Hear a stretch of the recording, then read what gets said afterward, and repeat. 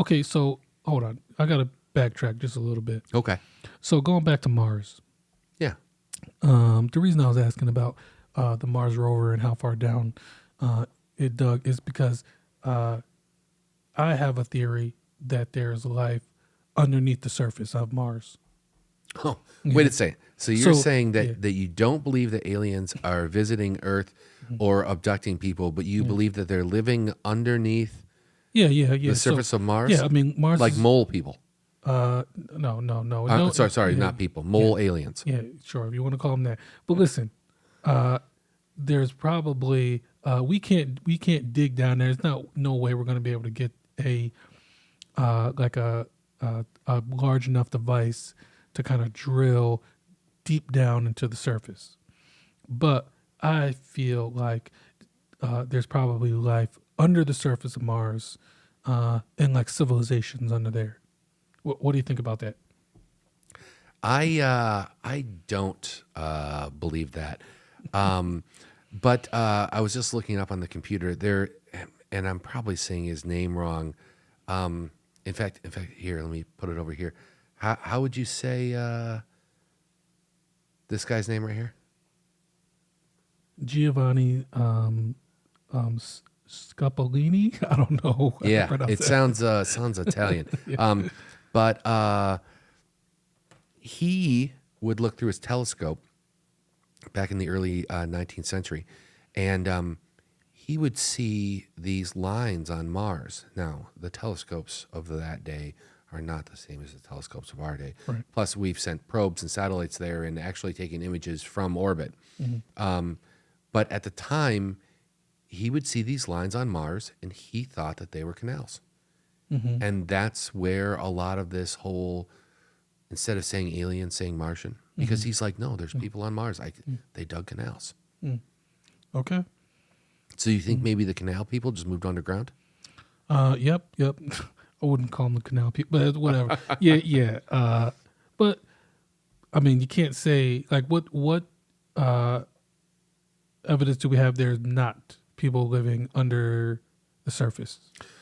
Well, I mean, a lot of the experiments that we're running on Mars, through the rovers or the landers, or even things we've done from in space, in orbit, show no evidence of that. And some of the experiments are things like seismometers and looking at Mars quakes, also doing full scans of the surface. You'd think that there would be some evidence of a civilization, either through being able to feel them under the ground or even just shooting video. Even now, we have video with audio, so we know what Mars sounds like. But Mars is a huge planet, so I'm not saying Sure. under all like that life would be all Sure, the amount of Yeah. Mars we've explored is not a lot. Yeah, so we could just be in the wrong section. Okay. Like I can't believe you shot down all my other stuff. I even read you some Bible passages. All of that was crap. But these underground Mars people, you're and I don't know why behind. I don't know why you think that sounds ridiculous. Like you can listen. We've had a previous discussion about like plumbing systems and everything, and like our sewers. Sure. And like we like the sewer system in like this country is similar to like having an underground city. Okay, It is. Yeah. You're right. When you're on the sidewalk in a major city, there are many layers of things going on underneath you. Yeah. Yeah. So it could be the same thing, just on another planet. And they don't have any motivation. Like if there's life, there's life on Mars and they're living underneath the surface, they don't have any motivation to come to the surface because they know that there's, it's not sustainable up there is why they moved underground. Well, I will tell you, at least from the limited science that we've done, and I'm only saying limited because I feel as if we're in the beginning. It's not like we've even been in space for very long. I mean, when was this first stuff launched into space? In the 1950s? Yeah, 50s. And so, 70-some years that we've even had the ability? So I'm only saying limited because I feel like we're at the beginning. Yeah. But from what we can see so far, we haven't found any evidence of life in our solar system. Although I will tell you, since our definition of life is basically what we know it as on this planet. Right. And so we know what it takes to sustain or even create life on this planet.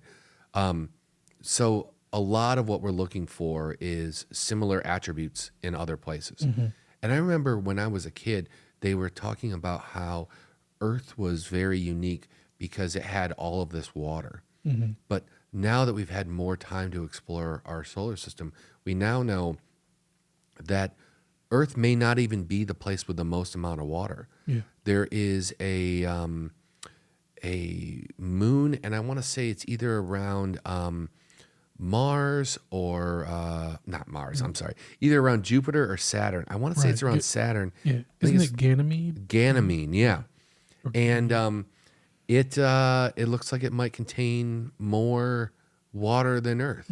Also, there's Titan, which has an ice layer, but we think that it may have a liquid layer underneath the surface.